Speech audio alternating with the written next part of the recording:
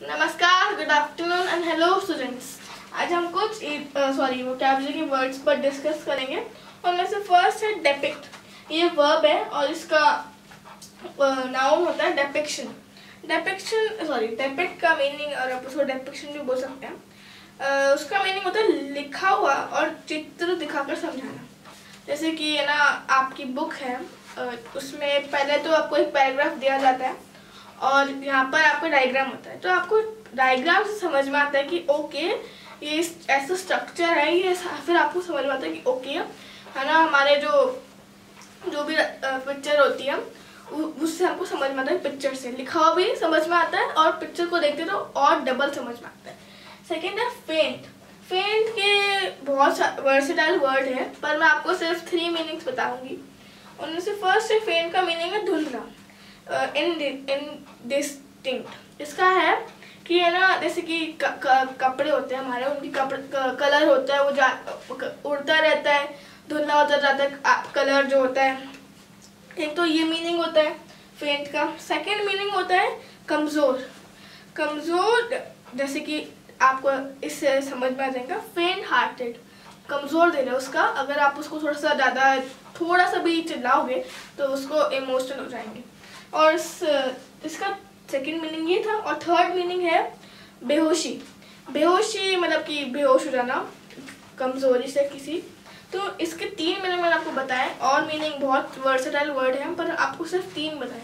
तो मैं आपको एक्सप्लेन करके ख़त्म करती हूँ। Thank you.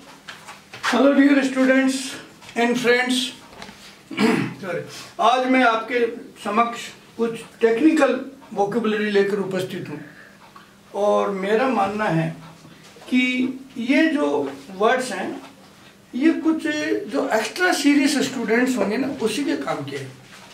और मैं ये भी चाहूँगा कि एक्स्ट्रा सीरियस स्टूडेंट सभी को बनना चाहिए। ऐसा नहीं कि साहब मैं तो एक्स्ट्रा स्टूडेंट सीरियस नहीं हूँ तो ये मेरे काम का नहीं है। ये टेक्निकल वर्ड है, ये एक तरह से आपको अपलिफ्ट करेगा। तो आप कृपया इनको समझने की कोशिश करें, थोड़ा सा दिमाग पर जोर लगाएंगे, इमेजिनेटिव माइंड रखेंगे तो आपको समझ में आ जाएगा। देखिए, पहला है डेंड्रोक्रोनोलॉजी और दूसरा है क्रोनोमीटर। क्रोनोमीटर होता है समय मापक, समय का मापक, मेजरमेंट ऑफ टाइम का इंस्ट्रूमेंट को हम जो टाइम को मेजर करता है उसको हम क्रोनोमीटर बोलते हैं। हमारी जो जितनी भी वॉचेज, क्लॉक्स, जो भी घड़ियाँ वड़ियाँ हैं ना, they are all chronometers, they measure the time. अब ये क्रोनोमीटर के बाद में मैं बता रहा हूँ आपको डेंड्रोक्रोनोलॉजी। अब क्रोनोलॉजी तो इससे क्रोनोमीटर से आ गया, यानी समय का मापक से है। और ये डेंड्रो होता है रिलेटेड टू वुड्स यानी ट्रीज।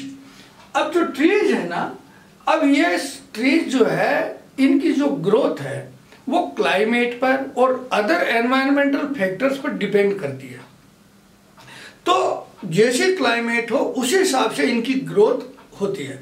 तो अब होता क्या है कि जो कोनिफर ट्रीज हैं जो हाई एल्टीट्यूड्स में उगते हैं, जहां पर कि क्लाइमेट वर्ष में बिल्कुल डिस्टिंक्ट होती है, यानी एक बार तो डल पीरियड आता है और एक ग्रोथ पीरियड आता है। जब वर्षा ऋतु हो रही हो, बहुत अच्छा स्नोफॉल हो रहा है, तो उस समय फास्ट ग्रोथ होती है। और जब नहीं हो रहा है, स्लेक सीजन आता है, तो ग्रोथ नहीं होती है। तो इस कारण से क्या है कि उन पेड़ों में उनका जो, यदि आप क्रॉस सेक्शन लो, काट करके क्रॉस सेक्शन लो, तो वहाँ आपको रिंग्स मिलेगी। तो रिंग्स का यदि रंग काला हो और रिंग्स का रंग सफ़ेद हो, रंग सफ़ेद होने का मतलब है फास्ट ग्रोथ हुई है। काला होने का मतलब है कि यहाँ ट्री है ना बहुत दुख पाया, कष्ट पाया है, क्लाइमेट थोड़ी हार्श रही है और इसकी ग्रोथ कम हुई है। तो आपको प्रत्येक रिंग से पता लग जाएगा कि वो एनुअल रिंग्स हो जाएगी कि हर साल में जितना। तो यदि आप उसका क्रॉस सेक्शन लेकर के उसकी रिंग्स को गिनो, starting from pith to outermost periphery तक जाए, तो आपको ये पता लग सकता है कि ये पेड़ कितने वर्ष का हो गया था। अब दूसरा, यदि आप सीरियस स्टूडेंट हैं, आप अच्छे फॉरेस्टर हैं, अच्छे बोटेनिस्ट हैं, तो आपको यह भी पता लग जाएगा कि ये पेड़ किन किन क्लाइमेटिक चेंजेस से गुजरा है। क्योंकि जो एनुअल रिंग्स है उनका जो पैटर्न है, उनका जो विड्थ है, ये बता देगा कि ये क्लाइमेट किस वर्ष में कैसी क्लाइमेट रही थी। यदि अच्छी ग्रोथ हुई है तो क्लाइमेट अच्छी रही होगी, और यदि फायर है या और कोई एनवायरमेंटल हैजार्ड्स रहे हों या वर्षा ही नहीं हुई हो तो वो पेड़ अपनी ग्रोथ में रजिस्टर कर लेता है। तो ये तो हमको उससे पेड़ का एज का पता लग जाएगा, परंतु उसके साथ साथ और भी आर्कियोलॉजी में भी जो है ना, यदि वुड का टुकड़ा मिल जाए किसी आर्कियोलॉजी साइट पर तो आप ये देख सकते हैं कि उस साइट की एज क्या हो गई होगी, वो साइट कितनी वर्ष पुरानी है, वो आर्कियोलॉजिकल साइट कितनी पुरानी है। तो ये डेंड्रोक्रोनोलॉजी तो आप कृपया अच्छी तरह समझ लीजिए कि dendro means related to trees, chrono means related to time, और लॉजी मीन्स स्टडी। तो ये बहुत शानदार वर्ड है, ये दोनों वर्ड्स को मैंने इसलिए साथ में लिया है। अब ये दो वर्ड है ना, सिमुलेट एंड डिसिमुलेट, ये दोनों शब्द बड़े टेक्निकल हैं। इनको यदि आप माइंड पर जोर लगाएंगे ना तो ही समझ में आएगा। आपने तो सुना होगा कि कंप्यूटर से अपन सिमुलेशन कर सकते हैं, किसी भी कोई भी चीज हो, कोई भी प्लांट हो, कोई भी प्रोजेक्ट हो, उसका सिमुलेशन कर सकते हैं। आप मान लो कि कोई वार का सिमुलेट करना हो, कोई आपको वैसा बनाना हो, तो जिससे अध्ययन करना हो कि ऐसा करने से ऐसा क्या होगा, यानी जिस चीज का एग्जिस्टेंस नहीं है तो उसका आप एग्जिस्टेंस कंप्यूटर से कर सकते हैं। यानी आप सिटी में यदि मान लो डिजास्टर्स पोजीशन हो तो क्या पोजीशन आएगी, आप उसको क्रिएट कर सकते हैं, सिमुलेट कर सकते हैं। तो सिमुलेट का मतलब है कि जो चीज अस्तित्व में नहीं है उसको अस्तित्व में ला करके बाय कंप्यूटर मेथड आप उसके बारे में डिफरेंट अध्ययन कर सकते हैं। पर्टिकुलरली जो वार्स के बारे में, युद्ध के बारे में, वो सिमुलेट करते हैं, या कोई अन्य प्रोजेक्ट हो उसका सिमुलेट कर सकते हैं। तो अब दूसरा ये मीनिंग तो आपको आ गया, और दूसरा मीनिंग जो आपको समझना है वो ये समझना है कि सिमुलेशन का मतलब यह है कि आपके अंदर जो नहीं है उसको आप प्रकट करते हैं। वो कंप्यूटर में भी यही था, यानी आप के अंदर गुस्सा नहीं है, बिल्कुल गुस्सा नहीं है, पर आप बनावटी गुस्सा कर सकते हैं। तो वो आप गुस्सा करके ऐसा प्रदर्शित करा सकते हैं कि आप गुस्से में हैं, यानी जो चीज नहीं थी उसको आप प्रकट करते हैं, तो वो हो गया सिमुलेट। ये मैं आपको शायद अच्छी तरह समझा पाया होगा, यानी कि आपके अंदर नहीं है, फीलिंग्स नहीं है गुस्से की, परंतु आप प्रकट करते हैं गुस्सा, तो आप सिमुलेट करते हैं। आप एक गुस्सेल व्यक्ति जैसा एक तरह से डिसेप्शन करते हैं, आप एक दिखावा करते हैं। अब दूसरा बात इसी के साथ आपको समझ में आ जाएगा, डिसिमुलेट। डिसिमुलेट का मतलब है कि आप में वो चीज है परंतु आप प्रकट नहीं करते, बिल्कुल इससे उल्टा है। जैसे कि आपको आपकी पत्नी ने खाना परोसा और वो पास में खड़ी है डंडा लेकर के, और वो पूछती है कि खाना कैसा लगा।